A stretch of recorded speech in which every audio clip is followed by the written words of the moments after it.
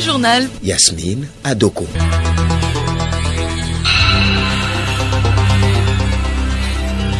Madame, Monsieur, bonjour. Nathalie, bonjour. Bonjour Yasmine, bonjour à tous. Lutte contre la corruption au Togo, la APULSIA s'active. La stratégie nationale de prévention et de lutte contre la corruption et les infractions assimilées est en cours de validation provisoire ce jeudi à Lomé. 3 communautés du Grand Lomé ensemble pour Dounéniozan samedi prochain à Lomé. L'historique de cette fête dans ce journal. La France rejette les accusations du Mali sur son implication dans les renseignements et l'armement des groupes terroristes. La réaction du diplomate français à suivre. Et puis en fin d'édition, les sports du football, le Togo est déjà dans la perspective de la double confrontation contre le Niger. Le vainqueur participera à la phase finale du championnat d'Afrique des Nations, CHAN 2023 en Algérie. C'était là les titres de développement dans un instant.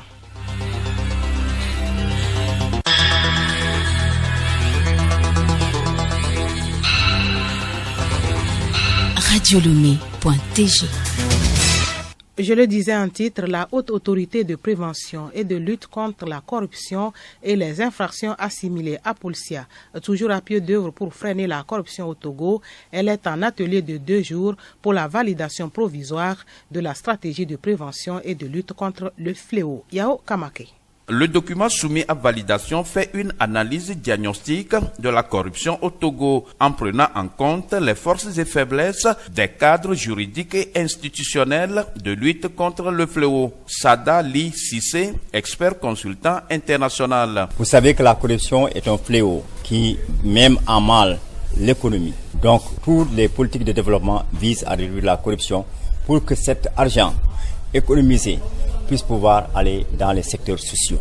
L'importance de la planification contenue dans le document avec le président de APULSIA et Sohana Wiao. Au XXIe siècle, on n'improvise pas, on ne tâtonne pas. Aujourd'hui, celui qui ne planifie pas, planifie en réalité son échec. Puisque nous voulons réussir, nous avons opté d'élaborer une stratégie pour nous permettre d'attaquer efficacement les fléaux de la corruption dans notre pays. L'objectif poursuivi est de réduire de façon significative la corruption au Togo, ce qui impose des principes régaliens tels la transparence et la tolérance zéro à la corruption.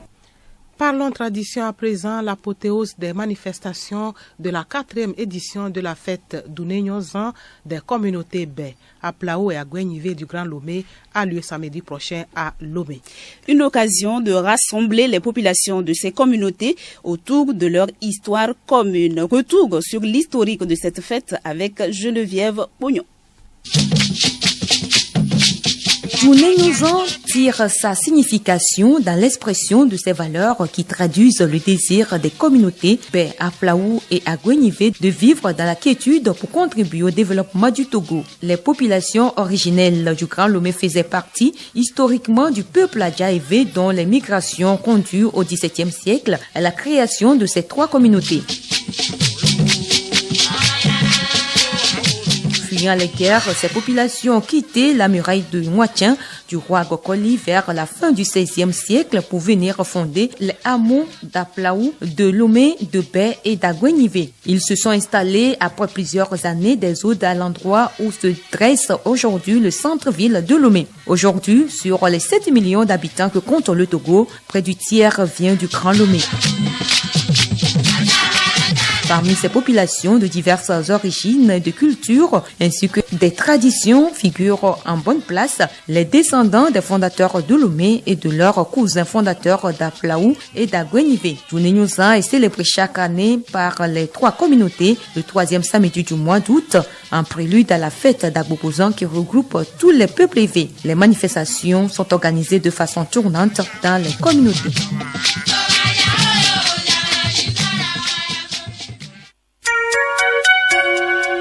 Vous écoutez Radio Lomé, radiolomé.tg. Ce jeudi 18 août, l'opération de vaccination contre la poliomyélite au Togo, menée depuis lundi, s'achève. À quelques heures de la fin de la campagne, une équipe de Radio Lomé a sillonné quelques sites de vaccination. Alice Berthe Barandao.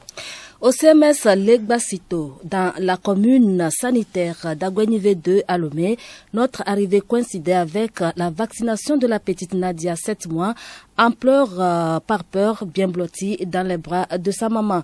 D'autres agents vaccinateurs vêtus de gilets bleus et des glacières en place se prêtaient au même exercice avec entrain des enfants qui sont arrivés dans le dit centre. Le responsable, Dr Chapchet Sonia, faisant le bilan de 3 jours de vaccination, a estimé sur 113 enfants qui ont été vaccinés au niveau d'Agoué Nivé 2. Pour le district d'Agoué, ils sont 84 sur 100 enfants vaccinés. Malgré quelques difficultés rencontrées et des réticences notées, Dr Sonia a salué la mobilisation des agents vaccinateurs. Dans notre parcours, nous avons également rencontré 2 ASC sortant d'une maison après avoir vacciné 3 enfants de 0 à 5 ans de cette maison. Au niveau du marché de Hanukopé, 2 équipes mobiles se sont partagées le travail pour mieux ratisser les enfants qui peuplent ce marché. L'un des responsables de ces équipes, M. Anato Kodjo, a totalisé le nombre des enfants vaccinés à plus de 85 enfants sur 100. L'opération se poursuit et prendra fin ce soir. On attend pour le compte donc du premier tour. Le journal Yasmine Adoko. Sur le continent, le gouvernement français tente de démentir les informations du gouvernement malien selon lesquelles Paris collecte des renseignements au profit des groupes terroristes au Sahel et leur fournit des armes et des munitions. Nathalie Panegé. La France n'a évidemment jamais soutenu directement ou indirectement ces groupes terroristes. C'est une déclaration du diplomate français à Bamako. Il est revenu sur ces 9 dernières années de lutte contre le terrorisme, rappelant que la France a libéré de nombreuses villes maliennes qui étaient tombées entre les mains des terroristes. Pour lui, 53 soldats français dont la mission consistait avant tout à lutter contre les groupes terroristes sont morts au Mali. Au Kenya, le vainqueur de la présidentielle Raila Odinga et sa coalition entendent déposer un recours devant la Cour suprême pour contester l'annonce de la victoire de William Ruto. Ce dernier, pendant ce temps, présentait les priorités de son futur gouvernement devant les élus de sa coalition, presque comme si de rien n'était. Oui, le clan de Raila Odinga persiste. Hier, les élus de sa coalition ont approuvé le dépôt d'un recours devant la Cour suprême pour tenter de faire annuler la victoire de William Ruto. Au même moment, William Ruto endossait le costume présidentiel dans son discours devant les élus de sa coalition. Il a évoqué brièvement la contestation de son élection sans citer le nom de Raila Odinga. Sa stratégie est d'aller de l'avant et montrer qu'il se projette déjà dans l'action de son futur gouvernement. Magazine agricole sans transition, les activités de la pêche sur le lac Nangbeto marquent une pause de 3 mois, un programme annuel qui vise à améliorer les ressources halieutiques. L'initiative du gouvernement permet aussi de réduire l'effort de la pêche. Odette Pira. Le repos biologique permet la croissance des espèces. Ce temps permet aux pêcheurs d'arrêter un tant soit peu leur pratique de pêche illicite.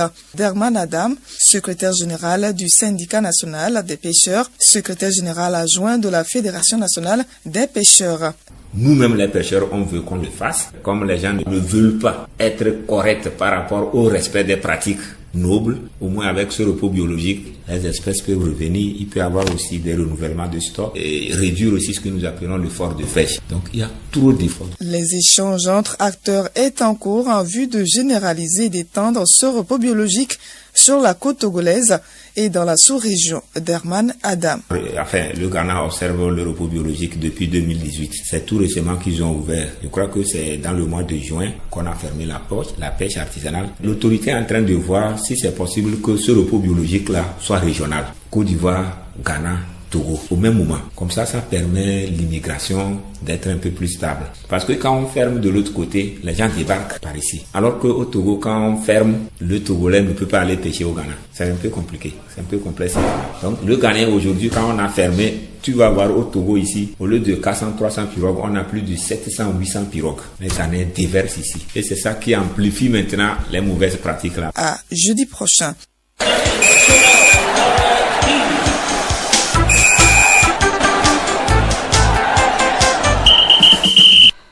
Jonas Kokou Komla a fait appel à 26 éperviers locaux pour une place en phase finale du championnat d'Afrique des Nations de football CHAN Algérie 2023. Avant cette phase finale, il faudra passer le cap du Niger en double confrontation. Sur le plan international, Atleta de Lomé sera en Côte d'Ivoire du 20 août au 3 septembre prochain pour le tournoi qualificatif de la Ligue africaine des champions. Version dame, Solim Lemo. Effectivement, le club Atleta FC de Lomé, champion de la D1 féminine de la saison dernière, va représenter le Togo au tournoi qualificatif de la Ligue africaine des champions, zone UFOA B, version dame à Yamoussoukro, en Côte d'Ivoire. Pour ce tournoi, qui court du 20 août au 3 septembre 2022, Amenti Valentin, président d'Atleta, s'est fixé pour objectif d'aller en finale de la compétition et faire mieux que la 3e place décrochée par Amis du Monde au précédent exercice. Pour y arriver, Atleta FC de Lomé a renforcé son effectif avec des joueuses internationales dont des Nigérianes, des Ghanéennes et des Béninoises. Toujours au plan national, Jonas Kokou Komla et son groupe sont déjà en ordre de bataille pour une qualification pour la phase finale du CHAN Algérie 2023. Pour la double confrontation contre le Niger, le 28 août et le 3 septembre, le sélectionneur national local a fait appel à 26 joueurs, tous issus du championnat national. Asko de Kara, ASK et Dito Delomé se taillent la part du lion avec 21 représentants. On pourra donc compter sur le gardien Wassiou Ouronieni, les défenseurs Madjedje Djalilou, Agbojo Manyem, des milieux comme Wamedove, Mani Ougadja, Novon Efoué. Pour le secteur offensif, on pourra compter sur Ouattara Moutalebou, Yere Justin, Ouronimini Nazif, Tatakora Abdou Semiou ou encore Akoro Bilali.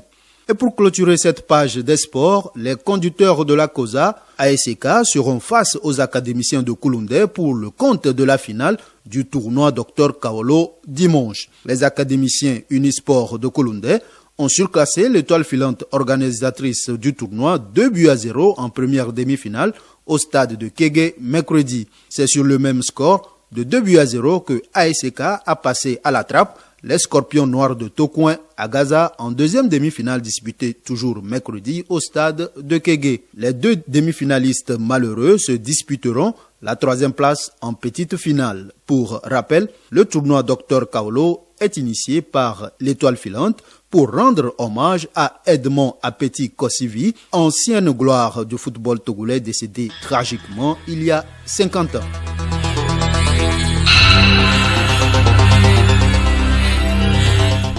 C'est la fin de ce journal, donc voici le rappel de la principale information. Lutte contre la corruption au Togo, la APULCIA s'active, la stratégie nationale de prévention et de lutte contre la corruption et les infractions assimilées est en cours de validation provisoire ce jeudi à Lomé. Merci d'avoir suivi le journal.